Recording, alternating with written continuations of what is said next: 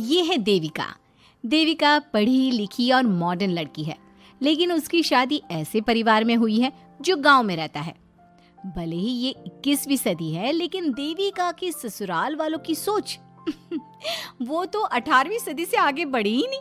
आइए जानते हैं क्या होगा जब शहर की पढ़ी लिखी और मॉडर्न लड़की फंस जाएगी संकीर्ण मानसिकता वाले माहौल में। सागर, ये तुम्हारे गांव में सबने इतने लंबे लंबे घूंघट क्यों कर रखे हैं? और ये सब मुझे इतना घूर घूर कर क्यों देख रहे हैं? अरे यार, तुम भी घूंघट कर लो ना, इसीलिए तो देख रहे हैं सब तुम्हें। कम ऑन सागर, मैं घूंघट नहीं कर सकती, तुम्हें पता है ना मैं कौन हूँ। लेकिन देविका, मेरे पिताजी, चाचा जी, बड़े भैया और जीजा जी ने तुम्हें बिना घूंघट के देख लिया ना तो बहुत गुस्सा होंगे और न जाने कौन कौन से फरमान सुनाएंगे। घर चलो, देखा जाएगा जो होगा।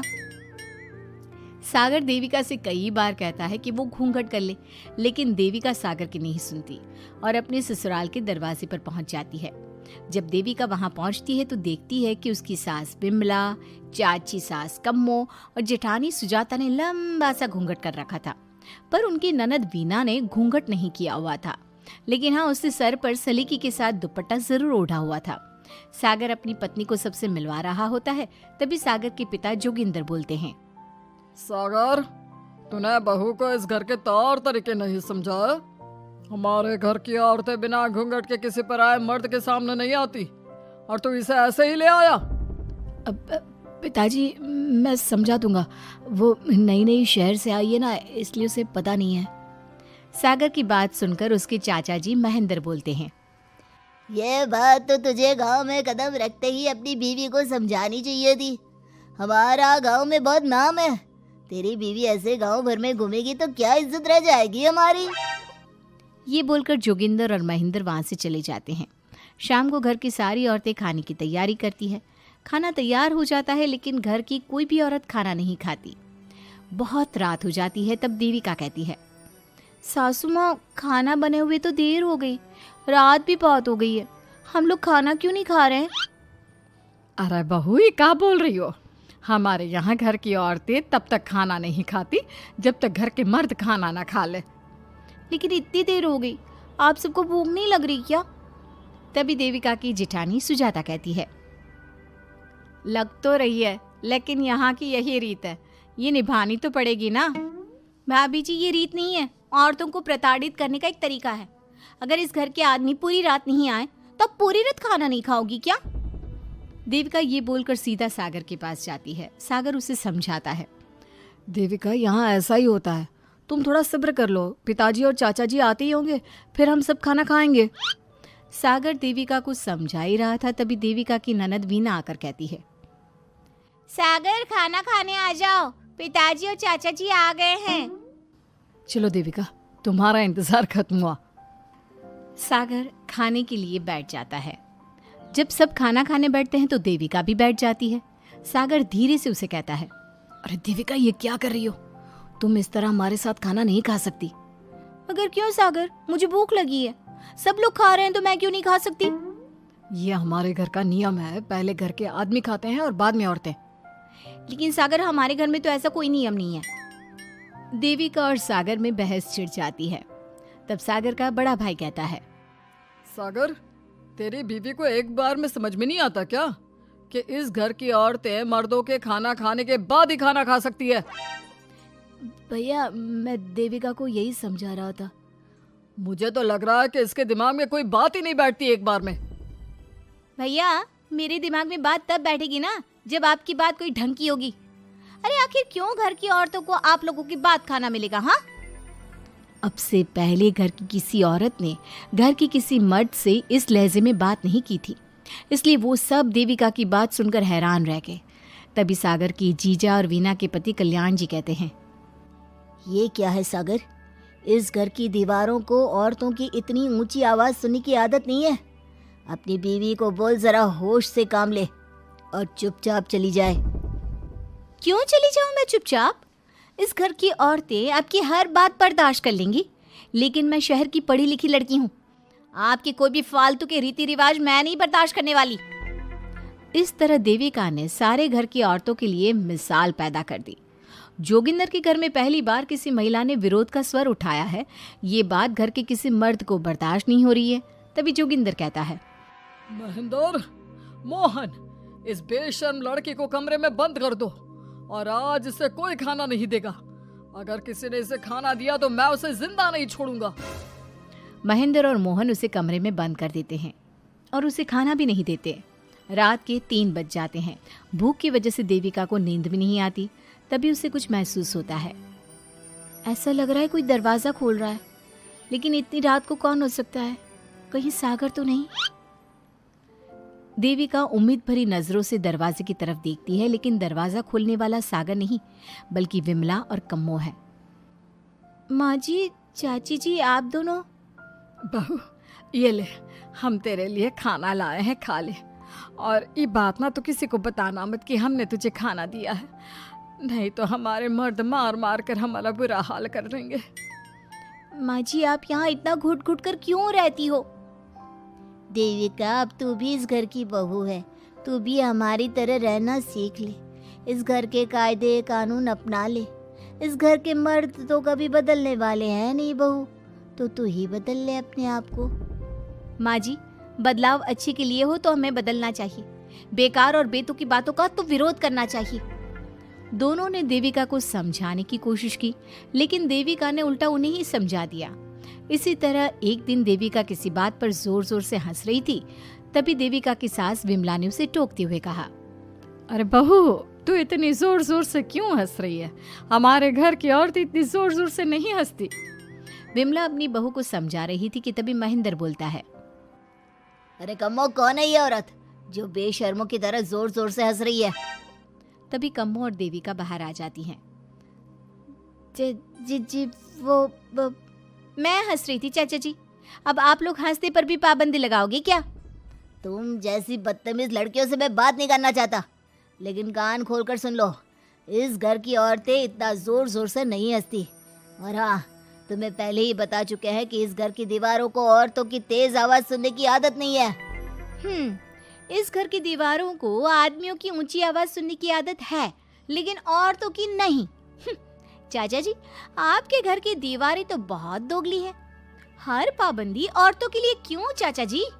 औरतें ये नहीं कर सकती, औरतें वो नहीं कर सकती। औरतें सांस ले सकती है या उस पर भी पाबंदी है?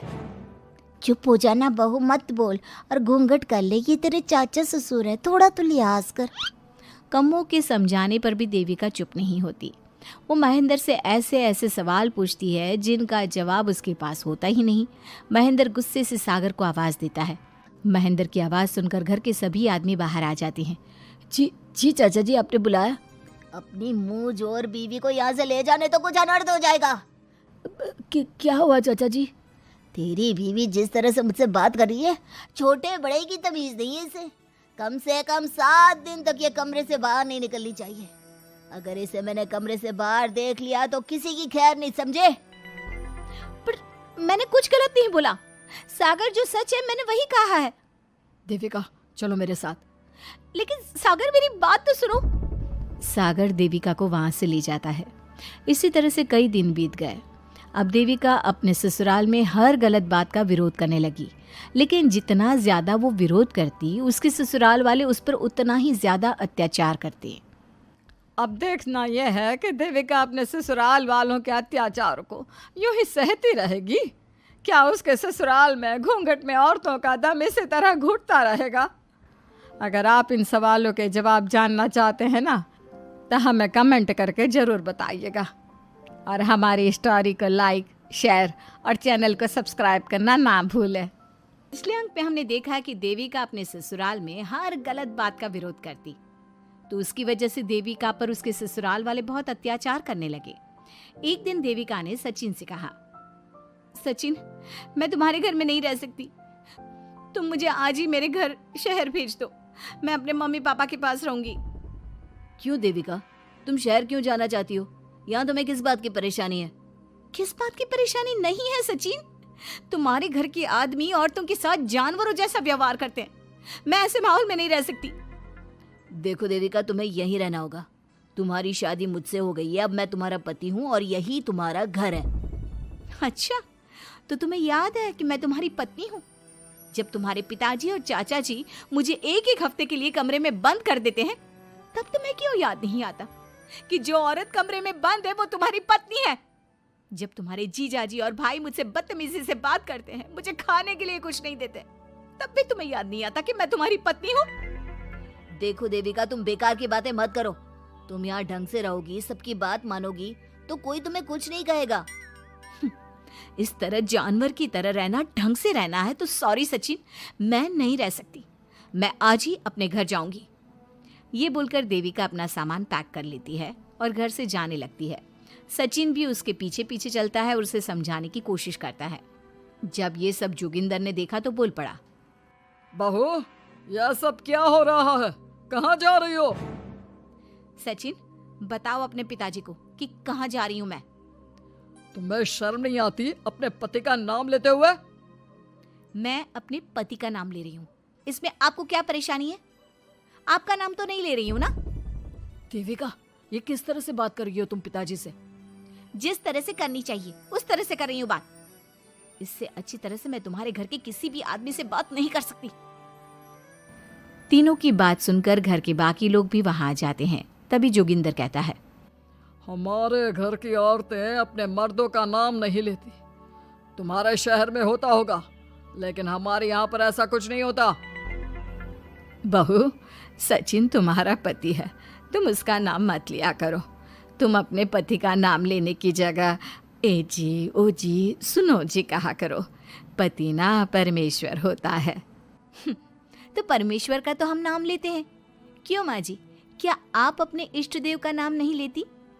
माँ जी, ये सब इन पुरुषों के बनाए तौर तरीके हैं, औरतों को दबाने के लिए। ये बेशर्म लड़की ऐसा नहीं सुधरेगी। ये हमारे घर की औरतों को भड़का रही है। सचिन, तुम इसे चुप कराओगे या फिर मैं करूं? नहीं नहीं पिताजी, मैं अभी समझा देता हूँ। चलो देविका अंदर, और कितना तमाशा बनाओगी मेरा। सचिन, मैं अंदर नहीं बाहर जाऊंगी। अब मैं यहाँ नहीं रह सकती। देविका की बात सुनकर महेंद्र कहता है, भाई साहब, ये लड़की इस घर से और गांव से बाहर ना जानी चाहिए, नहीं तो हमारे घर और गांव की औरतें भी ऐसी ही हरकतें करेंगी। वो भी मर्दों के खिलाफ बगावत करेंगी। और मैं भी देखती हूँ कि मुझे घर से बाहर जाने से कौन रोकता है। बहू, इनसे बहस करने का कोई फायदा नहीं। तुम अंदर चलो। इस गांव के मर्दों के अंदर बहुत अहंकार भरा हुआ है। देविका किसी की बात नहीं सुनती और अपना सामान उठाकर घर से बाहर जाने लगती है। तभी वहां मोहन और कल्याण आते हैं। कल्याण देविका के हाथ में से उसका सूटकेस छीन लेता है और मोहन देविका को जोरदार थप्पड़ मारता है। देविका का सर दीवार में लगता है और वो बेहोश हो जाती है। देविका, देविका तुम ठीक तो हो? भैया, आपकी हिम्मत कैसे हुई मेरी पत्नी पर हाथ उठाने की? सचिन, तुम जल्दी से देविका भाभी को अंदर कमरे में ले जाओ। मैं अभी वैद्य जी को लेकर आती हूँ। वीना जल्दी से वैद्य जी को लेकर आती है। वैद्य जी थोड़ी देर तक देविका की जांच करते हैं और कहते हैं, मुबारक हो आप सबको, आपकी बहू माँ बनने वाली है। अभी तो मैं आपको दवाई दे देता हूँ, लेकिन आगे इनके इलाज के लिए आपको दाई अम्मा को बुलाना होगा। ये बात सुनकर घर के सभी लोग खुश होते हैं। देविका को जब होश आता है, उसे ये बात पता चलती है तो वो बहुत खुश होती है। वो सबसे कहती है, मैं अपने बच्चे को यहाँ नहीं रख सकती। क्यों बहू, क्या हुआ? अब तुम ये सब बातें मत सोचो, तुम्हें आराम करना चाहिए। नहीं माँ जी, आप नहीं समझ रही। अगर मेरा बेटा हुआ तो इस घर के मर्दों की तरह अहंकारी और औरतों पर जुल्म करने वाला बनेगा, और अगर मेरी बेटी हुई तो वो जानवरों की तरह जुल्म सहने वाली बनेगी, और दोनों ही अनपढ़ रहेंगी। देविका की बात सुनकर घर की सभी औरतों को पहली बार एहसास हुआ कि वो किस अंधकार वाले समाज में जी रही हैं। लेकिन फिर भी घर की सारी औरतें उसे ही समझाती हैं। बहू देखो, तुम्हारी बात सही है, लेकिन तुम इस हालत में सफर नहीं कर सकती। हाँ बहू, तुम यहीं रहो, अपना और अपने बच्चे का ख्याल रखो। देखो ना देविका भाभी, हमें बिल्कुल भी पढ़ना लिखना नहीं आता, अपना नाम भी नहीं लिख पाते, तो आप मुझे थोड़ा पढ़ा दीजिए ना। देविका, तुम्हारी बातें सुनकर पहली बार हमें एहसास हुआ है कि कैसे माहौल में हम जी रहे हैं। तुमने हमारे अंदर उम्मीद की नई रोशनी पैदा की है। यहाँ से मत जाओ तुम। देविका ने घर की औरतों की बात सुनी तो उसका दिल पसीज गया। उसने गांव में ही रहने का फैसला लिया। वो अपने घर की औरतों को रोज पढ़ाती, उन्हें अपने अधिकारों के बारे में, देश के बारे में बताती। इसी तरह कई दिन बीत गए और एक दिन सुजाता ने सचिन से कहा, सचिन, देविका की तबीयत ठीक नहीं, तुम जल्दी जाकर दाई अम्मा को बुला लाओ ना। भाभी, दाई अम्मा क्या कर लेंगी? आप किसी डॉक्टर को बुला लो, मेरी तबीयत ठीक नहीं है। देविका, गांव के लोग डॉक्टर पर भरोसा नहीं करते। दाई अम्मा बरसों से ये काम कर रही है, वो तुम्हें ठीक कर देगी। सचिन, तुम्हारे घर वाले अनपढ़ हैं, तुम तो पढ़े लिखे हो ना, देख नहीं रहे मेरी हालत क्या हो रही है। तभी तो बोल रहा हूँ, समय बर्बाद मत करो, मैं अभी आता हूँ। सचिन दाई अम्मा को बुलाकर ले आता है। दाई अम्मा घरेलू नुस्खों से देविका का इलाज तो कर देती है। कुछ समय के लिए उसकी हालत भी स्थिर हो जाती है, लेकिन वो पूरी तरह से ठीक नहीं होती। फिर देविका सचिन से कहती है, सचिन, मुझे समझ में नहीं आ रहा तुम मुझे डॉक्टर के पास क्यों नहीं ले जा रहे। मैं माँ बनने वाली हूँ और मुझे ये भी नहीं पता कि मेरा हेमोग्लोबिन कितना है। दाई अम्मा कर रही है ना तुम्हारा इलाज। लेकिन दाई अम्मा को कुछ समझ में नहीं आ रहा कि मेरे साथ क्या हो रहा है। अगर देखो तुम मुझे नहीं लेकर गए ना तो मैं खुद ही चली जाऊंगी। अगले दिन देविका की तबीयत दोबारा बिगड़ जाती है और दाई अम्मा के किसी भी नुस्खे से वो ठीक नहीं हो रही थी। देविका ने सारी हिम्मत जुटाई और वो अकेले ही डॉक्टर के पास जाने लगी। उसे देखकर मोहन कहता है, बहू, इस हालत में कहाँ जा रही हो? आप लोगों के भरोसे रही ना तो आप लोग मुझे मार ही डालोगे। डॉक्टर के पास जा रही हूँ मैं। बहू, तेरा दिमाग तो ठिकाने पर है। हमारे घर की औरतें मर्दों से इलाज नहीं कराती। हे भगवान, इन जाहिल लोगों को मैं कैसे समझाऊं? डॉक्टर औरतें भी होती हैं। बहू, तो हमें पागल मत बना, हमने तो कभी कोई महिला डॉक्टर नहीं देखी। तू झूठ बोलकर निकलना चाहती है ना? इस गांव की सरहद से आप लोग कभी बाहर नहीं गए ना, इसलिए आप लोगों को नहीं पता कि महिलाएं डॉक्टर के अलावा क्या क्या है। ए लड़की, तुझसे तमीज से बात कर रहे हैं तो तू ज्यादा हवा में मत उड़। बोला ना एक बार, चल अंदर जा। चाचा जी, मैं अंदर नहीं जाऊंगी, डॉक्टर के पास जाऊंगी। मेरा इलाज सिर्फ डॉक्टर ही कर सकता है। ये बोलकर देविका घर से निकल रही थी कि तभी जोगिंदर ने उसे कमरे में ले जाकर बेड पर जोर से धक्का दे दिया, जिसकी वजह से देविका के पेट में चोट लग गई और वो दर्द की वजह से जोर जोर से चिल्लाने लगी। ये देखकर घर की सारी औरतें देविका को संभालने लगी। देविका, हिम्मत रखो, सब ठीक हो जाएगा। देविका भाभी, आप ठीक हो ना? माँ, कुछ करिए ना, भाभी की तबीयत बहुत। अब तक हमने देखा कि देविका की हालत बहुत नाजुक है, लेकिन घर के आदमी उसे डॉक्टर के पास नहीं जाने दे रहे और जोगिंदर ने घर के मेन गेट पर बहुत बड़ा ताला लगा दिया है। लेकिन देविका की सास विमला पहली बार घूंघट उठाकर समाज के बनाए नियम का उल्लंघन करती है और देविका की जान बचाने की कोशिश में जुट जाती है। मैं भी देखती हूँ मेरी बहू को डॉक्टर के पास जाने से कौन रोकता है। देखो सचिन के बापू, दरवाजे की चाबी दे दो मुझे। तुम्हारा दिमाग ठिकाने पर है? पहले सर पर पल्लू रखो और अंदर जाओ। आज तक मैंने आपका हर गलत फैसला सर झुकाकर स्वीकार कर लिया, लेकिन आज मैं आपकी एक बात नहीं सुनूंगी। मुझे मेरी बहू की किसी भी कीमत पर जान बचानी है। मुझे चाबी दे दीजिए। पिताजी, माँ ठीक बोल रही है, चाबी दे दीजिए ना, नहीं तो देविका नहीं बचेगी। देविका मरती है तो मर जाए, लेकिन यह दरवाज़ा नहीं खुलेगा। तुम सारी औरतों को इस देविका नाम की बीमारी ने पागल कर दिया है और इस बीमारी का अच्छी तरह से इलाज करना आता है मुझे। वीना बेटी, सुजाता बहू, जाओ अंदर से देविका को लेकर आओ। विमला ये बोलकर अपने पति के हाथ से चाबी छीन लेती है। तभी महेंद्र विमला का हाथ पकड़कर चाबी विमला से छीन लेता है। भाभी, घर के मर्दों से टक्कर लेकर आप अच्छा नहीं कर रही हो, ये इस घर के संस्कार नहीं है। महेंद्र की बात सुनकर कम्मू अपने पति के हाथ से चाबी छीनकर कहती है, इस घर के संस्कार क्या है हम अच्छी तरह से जान गए हैं। आज इस घर का दरवाज़ा खुलकर रहेगा और देविका डॉक्टर के पास जाकर रहेगी। भाभी, ये लो, दरवाज़ा खोलो। विमला ताला खोल देती है। तभी वीना और सुजाता देविका को लेकर आ जाती हैं। घर की सारी औरतें देविका को लेकर घर से जा रही होती है कि तभी सुजाता का पति मोहन उससे कहता है, सुजाता, तुम देविका को लेकर इस घर से निकल तो रही हो, लेकिन याद रखना, अगर तुमने एक कदम भी बाहर निकाला तो वापस इस घर में मत आना। मैं देविका के साथ अस्पताल भी जाऊंगी और वापस इस घर में भी आऊंगी। देखती हूँ कौन रोकता है मुझे। देखता हूँ कैसे इस घर के अंदर कदम रखती हो और कौन तुम्हारी मदद करता है। कानून मेरी मदद करेगा और कारट के दरवाजे हर नागरिक के लिए खुले हैं। मोहन को अपनी पत्नी से इस तरह बात करता देख कल्याण वीना से कहता है, वीना, तुमने देविका का साथ देकर अच्छा नहीं किया। अगर तुम अभी भी इसके साथ गई तो अपना और मेरा रिश्ता खत्म समझना। मुझे कोई फर्क नहीं पड़ता। तुमने आज तक किया ही क्या है मेरे लिए। तुम खुद घर जमाई बनकर मेरे घर में रह रहे हो। कभी 100 रुपये की साड़ी दिलाई है मुझे? मेरे आने से पहले मेरा घर छोड़कर निकल जाना, समझे? ये बोलकर वीना और घर की सभी औरतें देविका को अपने साथ अस्पताल ले जाती है। वहाँ जाने के बाद डॉक्टर जल्दी से देविका का चेकअप करता है। चेकअप करने के बाद वो गुस्से से कहता है, ये क्या किया है तुमने? क्या हुआ डॉक्टर साहब? आपकी बहू की इतनी ज़्यादा हालत ख़राब है और उन्हें चोट भी लगी है, फिर भी आपने उन्हें हॉस्पिटल लाने में इतना लेट कर दिया। आपको 3 दिन पहले ही इन्हें हॉस्पिटल में एडमिट करवाना चाहिए था। हमसे गलती हो गई डॉक्टर साहब, लेकिन आप जल्दी कुछ करिए। हमारी बहू और उसके बच्चे को बचा लीजिए। देखिए, अभी कुछ भी कह पाना मुश्किल है। हम माँ और बच्चे में से किसी एक को ही बचा सकते हैं। आप सोच लो किसे बचाना है। डॉक्टर साहब, आप देविका को बचाइए, उससे कुछ नहीं होना चाहिए।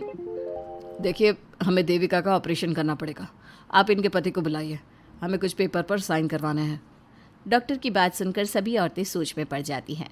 तभी वीना कहती है, डॉक्टर साहब, इनके पति नहीं आ सकते। ये इनकी सास है विमला देवी, आप इनसे साइन करवा लीजिए।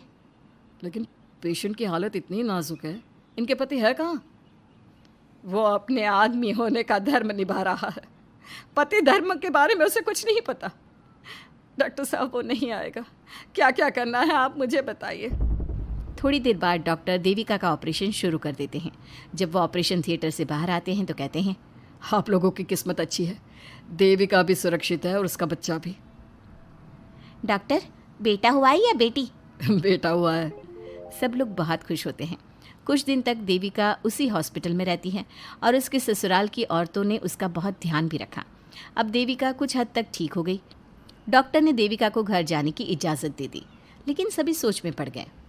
हम भाभी को घर ले तो जाएं, लेकिन माँ, आपको घर का माहौल पता है ना। देविका भाभी अभी पूरी तरह से ठीक नहीं हुई। भाभी वहाँ आराम नहीं कर पाएंगी और पता नहीं घर के सारे आदमी हमारे साथ क्या करेंगे। माँ, क्या हम डॉक्टर से बात करके देविका को थोड़े दिन और यहाँ नहीं रख सकते? जब वो पूरी तरह से ठीक हो जाएगी तो उसे यहाँ से ले जाएंगे। ये बात सुनकर विमला सोच में पड़ जाती है। तभी कम्मो कहती है, तुम दोनों ठीक कह रही हो, मैं अभी डॉक्टर से बात कर लेती हूँ। कम्मो डॉक्टर से बात कर लेती है और देविका कुछ दिन में बिल्कुल ठीक हो जाती है। देविका अपने बच्चे को गोद में लिए बाकी औरतों के साथ अपने ससुराल जाती है, लेकिन घर के सभी आदमी उन्हें दरवाजे पर ही रोक देते हैं। खबरदार, तुम में से कोई भी औरत अगर घर के भीतर घुसी, अगर तुम घर में कदम रखोगी तो घर अपवित्र हो जाएगा। घर हमारे कदम रखने से अपवित्र नहीं होगा, बल्कि आपकी गंदी सोच की वजह से घर क्या, अरे पूरा समाज अपवित्र हो रहा है। सुजाता, मैंने मना किया था ना घर से बाहर जाने के लिए। अब एक काम कर, जैसे यहाँ आई है वैसे ही यहाँ से सीधा अपने मायके लौट जा। क्यों जी, क्यों चली जाऊँ मैं अपने मायके? मैं जब तक चाहूँ यहाँ रह सकती हूँ। अगर आपने मुझे इस घर में आने से रोका तो मैं आपकी पुलिस में शिकायत कर दूँगी। वीना, इन सब की तरह तुम्हारा भी दिमाग खराब हो गया है। अब मैं तुम्हें बिल्कुल बर्दाश्त नहीं करूँगा। तुम्हें ऐसी सज़ा दूंगा कि तुम याद रखोगी। सज़ा बाद में देना, पहले मेरे घर से बाहर निकलो। खुद पूरी जिंदगी में एक घर नहीं खरीद पाए और मुझे सबक सिखाने की बात बोल रहे हो। देखो वीना, तुम इस घर की बेटी ज़रूर हो, लेकिन कल्याण इस घर में ही रहेगा। उसने बहुत कुछ किया है इस घर के लिए, लेकिन तुम अब यहाँ नहीं रह सकती। क्यों नहीं रह सकती? इस घर पर मेरा उतना ही हक है जितना सचिन का। देश के कानून ने मुझे ये हक दिया है। अगर मैं चाहूँ तो कोर्ट का सहारा लेकर इस जायदाद का आधा हिस्सा ले सकती हूँ। और हाँ कल्याण, तुमसे तलाक भी ले सकती हूँ। वीना, देविका के साथ रह रहकर तुम्हारा दिमाग भी खराब हो गया है। और कम्मो, मैंने तुमसे कितना मना किया, घर से बाहर मत जाओ, देविका की मदद मत करो, लेकिन तुमने मेरी एक नहीं सुनी। अब तुम इस घर से और मेरी ज़िंदगी से चली जाओ। ये कदम उठाकर तुमने बिल्कुल अच्छा नहीं किया। ये कदम तो मुझे उस समय उठाना चाहिए था जब मैं माँ बनने वाली थी। आपके झूठे अहंकार और गलत नियमों की वजह से मैंने अपने 2 बच्चे खो दिए। अगर उस समय मैं दाई अम्मा से इलाज ना कराती और हॉस्पिटल चली जाती तो सचिन के बराबर मेरे भी 2 बेटे होते। सभी पति इस बात पर अड़े हुए थे कि वो अपनी अपनी पत्नियों को घर के अंदर नहीं आने देंगे। देविका बहुत देर तक सबकी बातें सुनती रही। फिर उसने अपने पति से कहा, सचिन, तुम्हारे घर के आदमियों की बात तो मैंने सुन ली। अब तुम बताओ, तुम्हारा क्या फैसला है? देविका, मुझे माफ़ कर दो। मैं तुम्हारे लिए कुछ नहीं कर सकता। मैं मजबूर हूँ। मुझे पता था सचिन, तुम्हारा यही जवाब होगा। मुझे अपने आप पर हैरानी है कि मैंने बिना रीढ़ की हड्डी वाले आदमी से प्यार ही क्यों किया, शादी क्यों की। अब मैं आप सबसे बस आखिरी बार पूछ रही हूँ, तुम हमें अंदर आने दे रहे हो या नहीं, या मैं पुलिस को फ़ोन करूँ? देविका, आज तक हमारे गांव में पुलिस ने कभी कदम नहीं रखा और तू हमारे घर के दरवाजे पर पुलिस को लेकर आएगी? तेरी हिम्मत कैसे हुई ये बात करने की? आज तक इन औरतों ने घर से बाहर कदम नहीं निकाला था और 2-4 दिन में तूने इन सबको इनके अधिकार भी याद करा दिए। अब तो तुम बिल्कुल इस घर में नहीं आ सकते। घर की औरतें घर के बाहर खड़ी थी और घर के आदमी घर के दरवाजे पर। उनकी लड़ाई देखकर पूरा गांव इकट्ठा हो गया। देविका को अस्पताल पहुंचाकर घर की औरतों ने काम तो अच्छा किया। इस काम से देविका और उसके बच्चे की जान भी बच गई। लेकिन इनकी जान बचाने की कीमत घर की औरतों को कैसे चुकानी होगी, इसके लिए आपको आने वाला एपिसोड देखना होगा। और हमारे प्यारे दर्शकों, हमें कमेंट करके ज़रूर बताइए कि देविका के साथ बाकी औरतों को क्या करना चाहिए। क्या उन्हें घर के अंदर जाने के लिए संघर्ष करना चाहिए या फिर वो घर छोड़कर चले जाना चाहिए? अब तक हमने देखा कि देविका के ससुराल के आदमी औरतों को घर के अंदर नहीं आने दे रहे हैं। देविका उन्हें पुलिस में जाने की धमकी देती है, जिससे पूरे गांव में अफरा तफरी मच जाती है। तभी गांव का एक आदमी सरपंच को बुलाकर ले आता है। सरपंच उनके घर के बाहर का नज़ारा देखकर कहते हैं, जोगिंदर जी, ये आपके घर की औरतों ने कैसा हंगामा मचा रखा है। आपका घर तो संस्कारों की मिसाल था, लेकिन ये मैं क्या देख रहा हूँ, आपके घर की किसी औरत ने घूंघट नहीं कर रखा। सरपंच जी, हमारे घर की औरतों को इस देविका ने बहकाया है। हमने पहले ही इन सबको चेतावनी दी थी कि अगर ये घर से बाहर गई तो हम इन्हें घर में नहीं आने देंगे। अब ये देविका हमें धमकी दे रही है कि पुलिस को बुलाएगी। क्या पुलिस? इस गांव का बरसों पुराना इतिहास रहा है। इस गांव में कभी पुलिस नहीं आई। गांव के सभी फैसले हमने मिलजुल कर किए हैं। जोगिंदर, तुम्हारे घर का फैसला पंचायत करेगी। सरपंच जी, आपने ठीक कहा। पंचायत दोनों तरफ की बातें सुने और जो भी फैसला पंचायत करेगी वो हमें मंजूर होगा। तो ठीक है, आज दोपहर को सभी गांव की चौपाल पर इकट्ठा होंगे और वहीं तुम्हारे घर का फैसला होगा। सरपंच वहां से चला जाता है। घर के आदमी घर के अंदर जाकर दरवाज़ा बंद कर लेते हैं और घर की औरतें वहीं घर के बाहर पेड़ के नीचे बैठ जाती हैं। तभी विमला कहती है, देविका बहू, तुम्हें भूख लगी होगी ना? नहीं माँ जी, मुझे भूख नहीं लगी, मैं ठीक हूँ। बहू, तेरा बच्चा छोटा है अभी, तुझे भूखा नहीं रहना चाहिए। वीना, सुजाता, जाओ पास में जो पंडित जी का बाग है ना, वहाँ से कुछ फल तोड़ लाओ। वीना और सुजाता पास के बगीचे से खूब सारे फल तोड़ कर ले आती हैं। सभी औरतें फल खाती हैं। तभी देविका कहती है, आप सब घर से बाहर निकली, घूंघट उतार दिया तो इन मर्दों की इज्जत चलेगी, लेकिन हम सब घर के बाहर भूखे प्यासे बैठे हैं। इस बात पर इन अहंकारी मर्दों को शर्म क्यों नहीं आ रही? हाँ देविका, तुम ठीक कह रही हो। अगर हम मर भी जाए ना, तब भी इन मर्दों के लिए इनके बनाए गए नियम कानून ही अहम रहेंगे, हम नहीं। सुजाता भाभी, मुझे तो सबसे ज़्यादा सचिन पर गुस्सा आ रहा है। उसने मुझसे लव मैरिज की थी, क्या क्या वादे किए थे कि मेरा साथ कभी नहीं छोड़ेगा, और आज उसने मेरा साथ छोड़ दिया। अपने बच्चे को एक बार भी नहीं देखा उसने। देविका, वो शुरू से ही ना डरपोक रहा है, लेकिन इन सारी बातों को छोड़ो। मुझे तो इस बात की चिंता हो रही है कि पंचायत में न जाने क्या फैसला होगा। पता नहीं वो इंसाफ करेंगे भी या नहीं। बीना दीदी, आपको अभी भी पंचायत से इंसाफ मिलने की उम्मीद है? अगर इस गांव की पंचायत में सच में इंसाफ करने की भावना होती तो सरपंच जी अभी हमें घर के अंदर जाने देते। देखा नहीं कितना जहर उगल कर गए हैं हमारे खिलाफ। तो बहू, अब हम क्या करेंगे? पंचायत तो हमारे खिलाफ ही फैसला सुनाएगी। पहले तो हम अपनी सारी बातें रखेंगे। अगर ये लोग नहीं माने तो आपको वही करना होगा जो मैं कहूँगी। लेकिन एक बात आप याद रखना, किसी भी सूरत में हम झुकेंगे नहीं, क्योंकि हम सही हैं। देविका सभी औरतों को समझा रही थी, तभी वहाँ एक गांव वाला आता है। आप सभी को पंचायत में बुलाया है। उस गांव वाले की बात सुनकर सभी औरतें पंचायत में पहुंचती हैं। वो देखती हैं कि उस पंचायत में सारा गांव इकट्ठा हो गया है। बहुत सारी औरतें लंबे लंबे घूंघट करके वहां आई हुई हैं। तभी पंचायत की कार्यवाही शुरू की गई और घर के आदमियों से पूछा गया कि वो घर की औरतों को घर में क्यों नहीं रखना चाहते। हमारे घर की औरतें ना तो घूंघट उतारती है और ना ही किसी डॉक्टर से इलाज करवाती है, और हमारे मना करने के बाद भी इन सब ने घर से बाहर कदम रखा, हमसे ऊंची आवाज़ में बात की। हमने इन सबको चेतावनी भी दी, लेकिन इन्होंने हमारी बात नहीं सुनी। अब ये सभी औरतें हमारे घर में नहीं रह सकती। अब औरतें अपना पक्ष रखें। ये कानून की किस किताब में लिखा है कि औरतों को घूंघट करना चाहिए? और अगर मेरे ससुराल की औरतें मुझे डॉक्टर के पास ना लेकर जाती तो ना मेरा बच्चा जिंदा बचता और ना ही मैं। लेकिन दाई अम्मा से हम इलाज करवा रहे थे ना। दाई अम्मा को कुछ समझ में नहीं आ रहा था। देविका का इलाज दाई अम्मा के बस की बात नहीं थी। काफ़ी देर तक दोनों पक्षों में बहस चलती रही। दोनों एक दूसरे पर आरोप प्रत्यारोप लगाते रहे, लेकिन दोनों पक्षों की बात सुनने के बाद पंचायत ने जो फैसला लिया उसके लिए तो देविका पहले से ही तैयार थी। दोनों पक्षों की बात सुनने के बाद पंचायत ने यह फैसला किया है कि सारी गलती महिलाओं की है। अगर वो अपने अपने पतियों से माफ़ी मांग लेती है और वादा करती है कि भविष्य में कभी ऐसी गलती नहीं दोहराएंगी, तो वो घर के अंदर प्रवेश कर सकती हैं। हमें पंचायत का फैसला मंजूर नहीं है।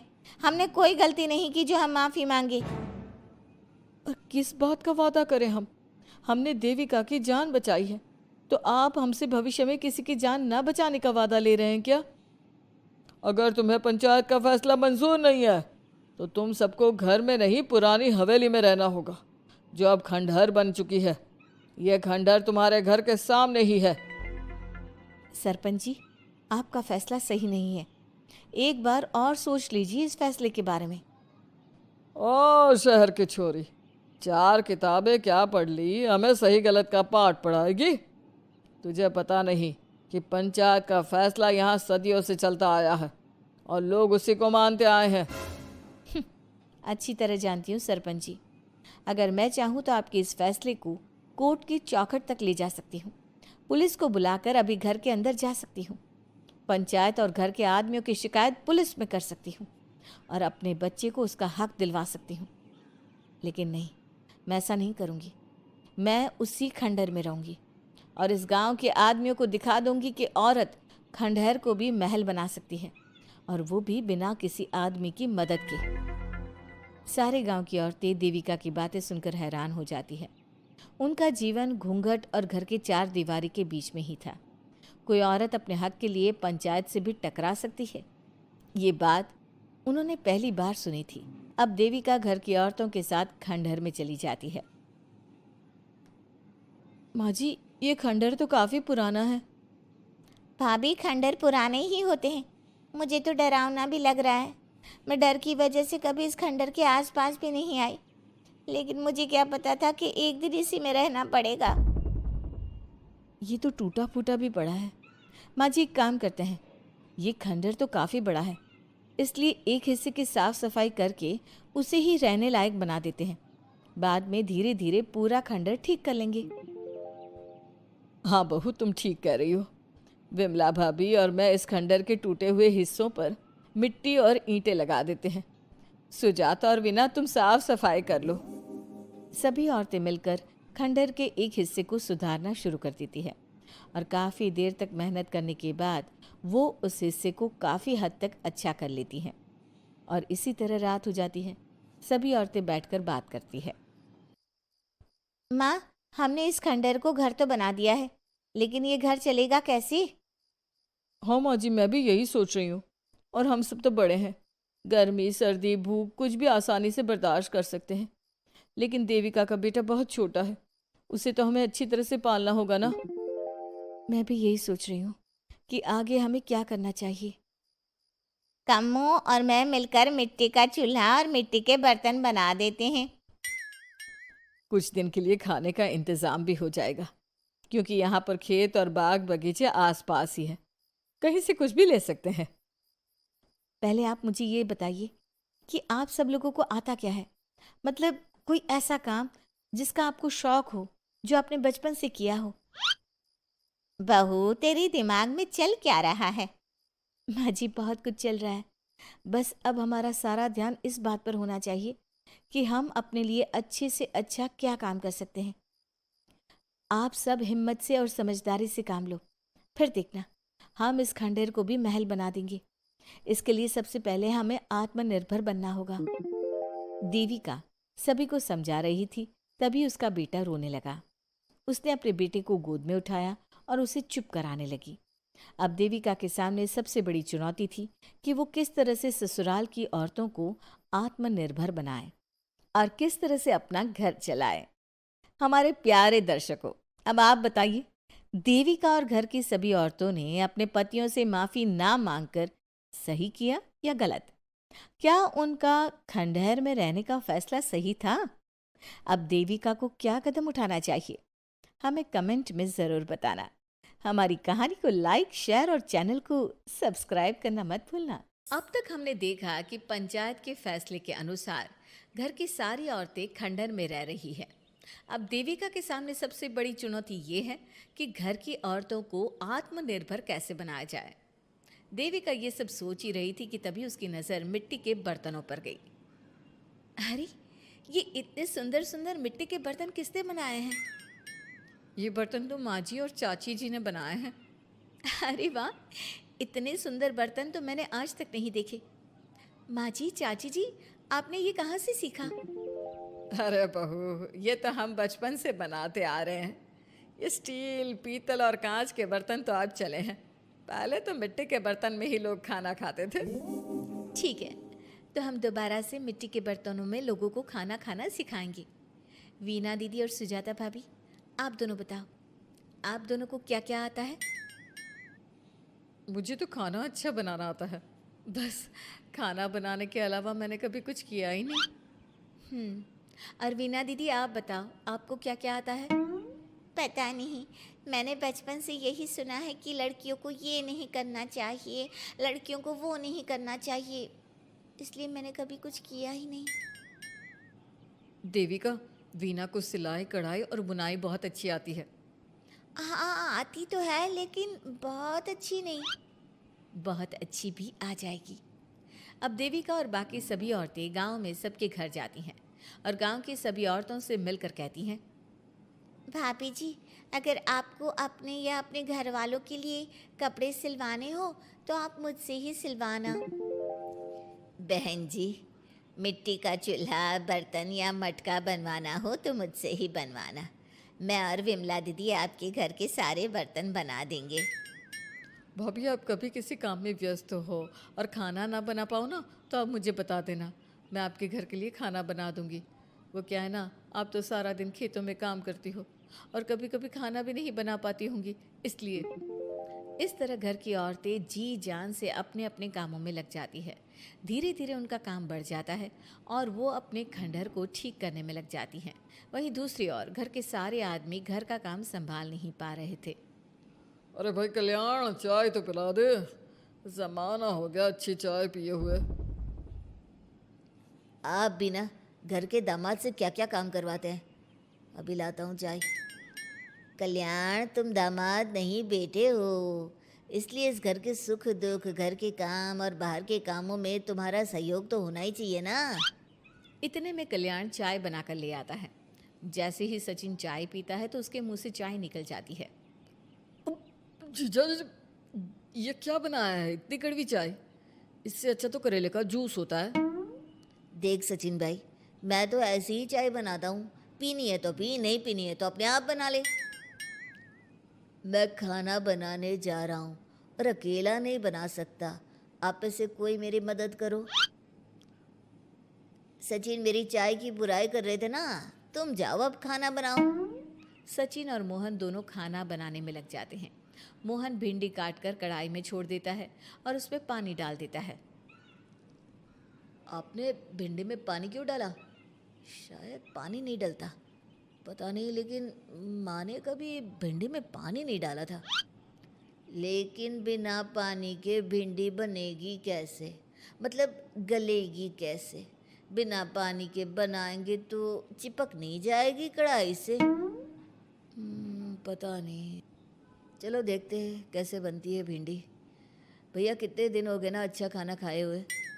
खाना तो सुजाता बनाती है, इतना मज़ेदार खाना कोई और बना ही नहीं पाता। सचिन और मोहन खाना तैयार करके ले आए। सभी आदमी खाना खाने लगे।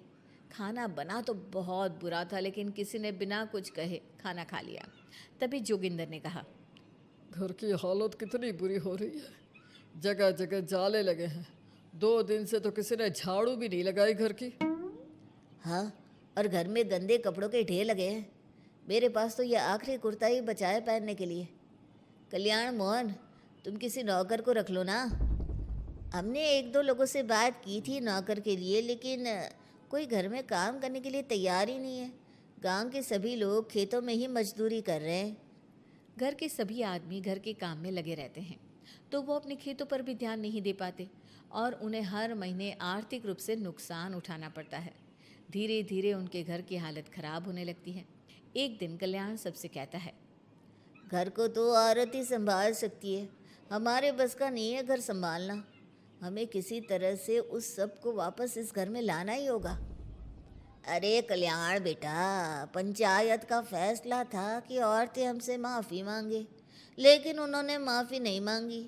अब हम उन्हें बुलाने गए तो उल्टा हमें ही अपनी अपनी पत्नियों से माफ़ी मांगनी पड़ेगी। हमें कोई ऐसा रास्ता निकालना होगा कि वो मजबूर हो जाए हमारे पास आने के लिए। बापू, उन सभी ने अपने अपने काम शुरू कर दिए हैं, क्यों ना हम सबके काम में नुकसान कर दे, इससे वो मजबूर हो जाएंगे हमारे पास आने के लिए। भैया, ये कैसी बात कर रहे हो? इससे वो मजबूर नहीं होंगी बल्कि और भी ज़्यादा गुस्सा हो जाएंगी। मैं तो बोल रहा हूँ शराफत से जाकर माफ़ी मांग लेते हैं। मुझे यकीन है कोई माफ़ करे ना करे, माँ तो ज़रूर हमें माफ़ कर देंगी। नहीं सचिन, अगर हमने माफ़ी मांगी तो ये सारी औरतें हमारे सर पर चढ़कर नाचेंगी। हमें इनके सामने छोटा नहीं होना है। मोहन, कल्याण, तुम दोनों आज से ही काम शुरू कर दो। बस फिर क्या था, घर के सभी आदमी लग गए काम पर। मोहन और कल्याण रात को खंडहर में पहुंचे और उन्होंने सारे मिट्टी के बर्तन तोड़ दिए। उसके बाद वीना ने जो कपड़े तैयार करके रखे थे वो सारे कपड़े उन्होंने फाड़ दिए। सुबह जब घर की औरतों ने ये सब देखा तो परेशान हो गई। अरे, ये सारे बर्तन किसने तोड़ दिए? माँ, किसी ने मेरे सिले हुए कपड़े ही फाड़ दिए। ये हरकत कौन कर सकता है? और कौन करेगा भाभी, ये सब उन आदमियों की हरकत है। जब किसी तरह से हमें झुका नहीं पाए तो हमारे काम बिगाड़कर हमें परेशान कर रहे हैं। सभी औरतें दुगनी तेजी से काम में लग गई। उन्होंने दिन रात मेहनत की और उस खंडहर को महल की तरह बना दिया। उनके काम की तारीफ सुनकर दूर दूर के गांव से लोग आने लगे और उनसे अपना काम करवाने लगे। एक दिन सभी औरतें बैठकर खाना खा रही थी, तभी विमला ने देविका से कहा, देविका, हम कभी सोच भी नहीं सकते थे कि हम अपनी मेहनत से अपने लिए इतना बड़ा और इतना अच्छा घर बना लेंगे। देविका बहू, आज हमें इस बात का एहसास हो रहा है कि हम तो सिर्फ सांस ले रहे थे, जीना तो हमें तुमने सिखाया है। मुझे तो अब भी यकीन नहीं हो रहा कि मेरे पति की पहचान के अलावा भी मेरी कोई पहचान है। गांव के सब लोग मुझे सिर्फ मोहन की पत्नी के रूप में जानते थे, लेकिन अब सारा गांव मुझे जानता है। देविका, मैं कुछ ही दिन में इस गांव में एक अच्छा सा होटल खोल लूँगी। और मैं एक बुटीक खोलूँगी। मैं यहाँ गांव की लड़कियों के लिए एक स्कूल खोलना चाहती हूँ। यही मेरा सपना है। सभी औरतें खाना खाकर सो जाती है। रात बहुत ज़्यादा हो गई है, लेकिन देविका को नींद नहीं आ रही थी। तभी उसे किसी के कदमों की आवाज़ सुनाई दी। पहले तो देविका थोड़ी डर गई, लेकिन उसने हिम्मत करके उठकर देखा तो उसके सामने सचिन खड़ा था। सचिन, तुम यहाँ क्या कर रहे हो? कहीं तुम मेरा कोई नुकसान तो करने नहीं आए? मेरे पास तो किताबों के अलावा कुछ नहीं है। फाड़ना चाहो तो फाड़ सकते हो। देविका, मैं तुम्हारा कोई नुकसान करने नहीं आया हूँ, बस तुमसे माफ़ी मांगने आया हूँ। क्या? रात के अंधेरे में चोरों की तरह तुम मुझसे माफ़ी मांगने आए हो? प्लीज़ देविका, माँ और चाची को समझाओ कि वो बापू और चाचा जी से माफ़ी मांग ले और तुम सबको लेकर घर आ जाए। सचिन, तुम भी तो अपने बापू और चाचा को अपने साथ ला सकते थे ना, और माँ और चाची से माफ़ी मंगवा सकते थे ना। प्लीज़ देविका, मुझे माफ़ कर दो और घर चलो। कैसे माफ़ कर दूँ सचिन? तुमने मुझे मरने के लिए छोड़ दिया। अगर माँ और चाची हिम्मत करके मुझे अस्पताल ना ले जाती तो आज मैं और मेरा बच्चा जिंदा ना होते। ना तुम मुझे अस्पताल में देखने आए और ना ही अस्पताल से आने के बाद मेरा हाल चाल पूछा। मुझे तो छोड़ो, तुमने अपने बच्चे का चेहरा तक नहीं देखा, और तुम मुझसे उम्मीद कर रहे हो कि मैं तुम्हें माफ़ कर दूँ? कभी नहीं सचिन। देखो देविका, हम सबको बहुत नुकसान हो रहा है। घर के काम की वजह से हम बाहर के काम पर ध्यान नहीं दे पा रहे। घर और जिंदगी दोनों अस्त व्यस्त है। वो इसलिए कि तुम सब आदमी संगठित नहीं हो। अपना दिमाग और ऊर्जा हमें परेशान करने में लगा रहे हो, और हम औरतें संगठित हैं। हम अपना दिमाग और ऊर्जा अपनी प्रगति में लगा रहे हैं। इसलिए हमने खंडहर को भी महल की तरह कर दिया, और तुम्हारी हवेली खंडहर की तरह लगती है। सचिन देविका से बार बार माफ़ी मांग रहा है। क्या सचिन को अपनी गलती का सच में पछतावा है, या फिर ये घर के आदमियों की कोई नई चाल है? ये जानने के लिए आपको हमारे आने वाले एपिसोड का इंतज़ार करना होगा। और हाँ, कमेंट करके हमें ये भी ज़रूर बताइए कि क्या देविका को सचिन को माफ़ कर देना चाहिए? क्या उसे सब कुछ भूल कर सचिन के साथ अपना घर बसाना चाहिए, या फिर सचिन को भूल जाना चाहिए? अब तक हमने देखा कि रात के अंधेरे में चुपके से सचिन देविका से माफ़ी मांगने जाता है, लेकिन देविका कहती है, सचिन, मेरे लिए सबसे बड़ी चीज़ मेरा आत्मसम्मान है, इसलिए मैं तुम्हें माफ़ नहीं कर सकती। अब तुम यहां से जा सकते हो। देविका, एक बार मुझे मेरे बच्चे से तो मिलने दो। मैंने अभी तक उसे देखा भी नहीं है। कौन सा बच्चा सचिन? वही बच्चा जिसे तुमने और तुम्हारे बाप ने अपने घर के अंदर तक नहीं घुसने दिया।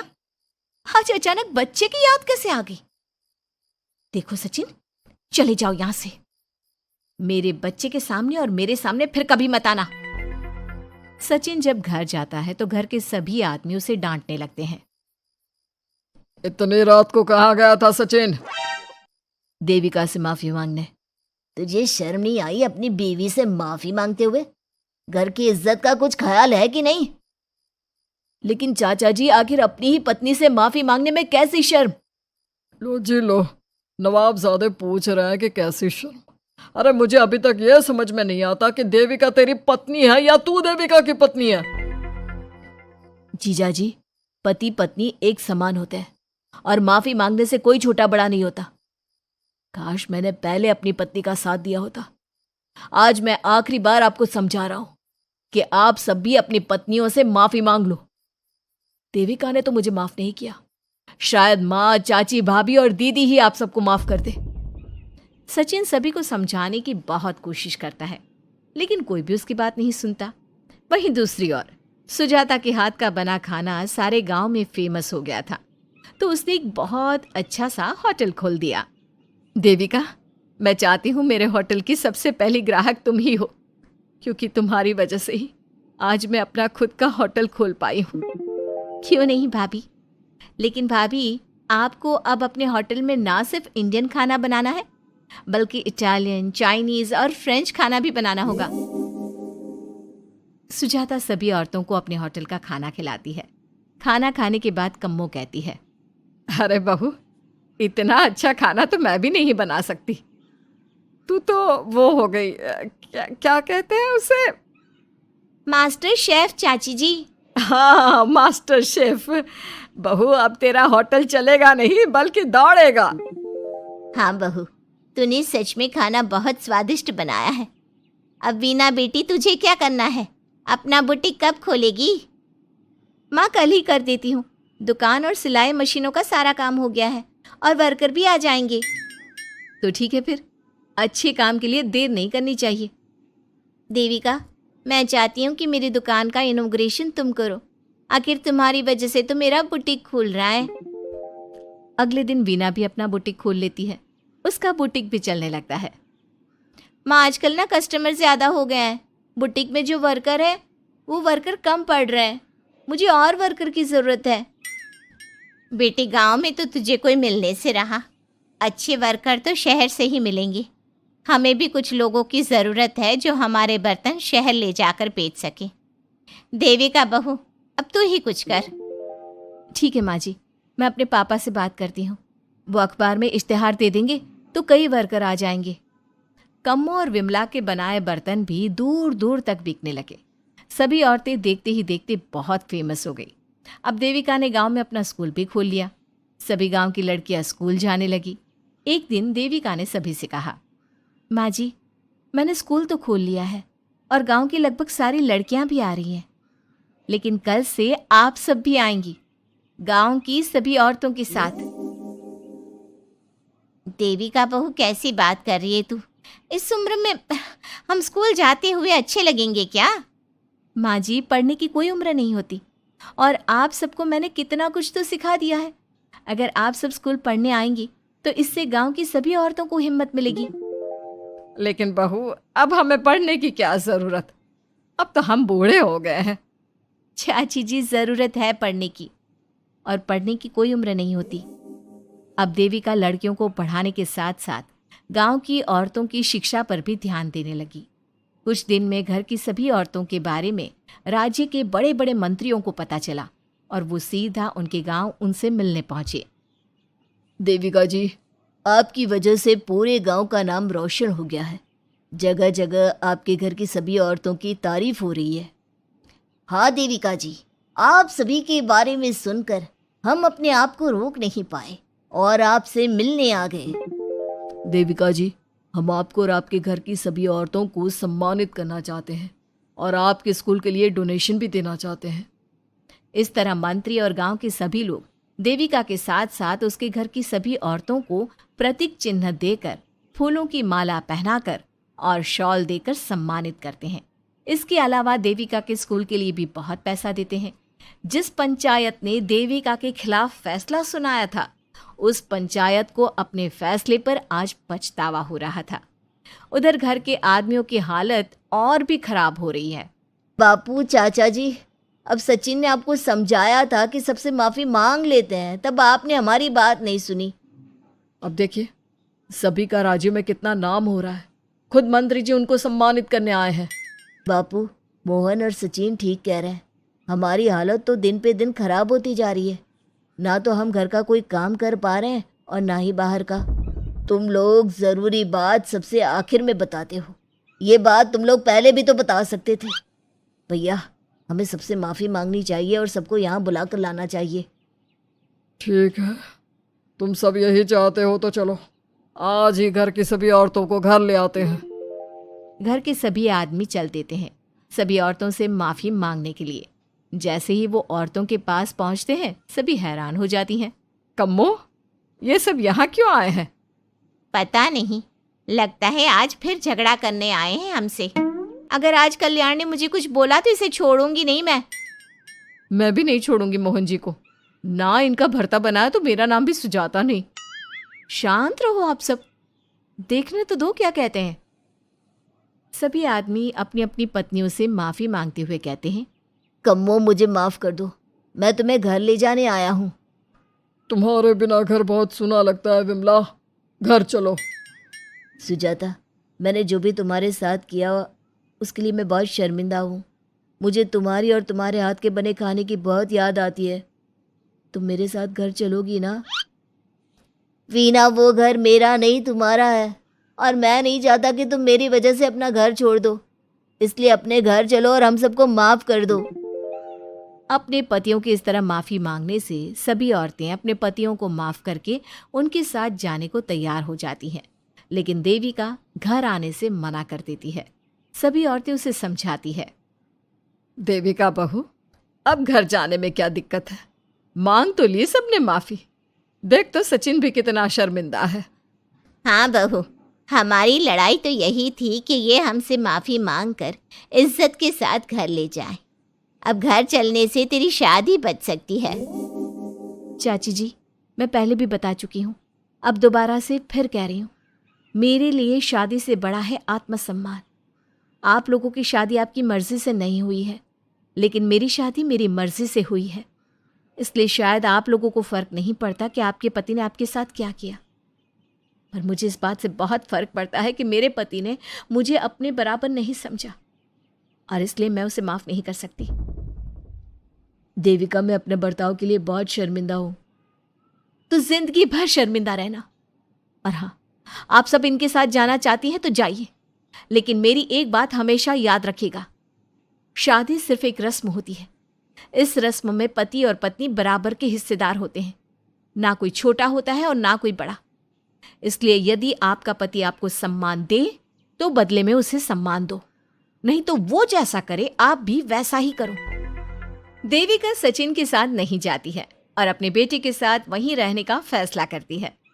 अब वो न सिर्फ अपने गांव बल्कि हर जगह जाकर महिला शिक्षा और उनके अधिकारों का प्रचार करती है। हमारे प्यारे दर्शकों, हमें कमेंट करके ज़रूर बताएं कि देविका का ये फैसला आपको कैसा लगा और हमारी कहानी सास का घूंघट आपको कैसी लगी। इसी तरह की मज़ेदार कहानी सुनने के लिए हमारे चैनल को सब्सक्राइब ज़रूर करें।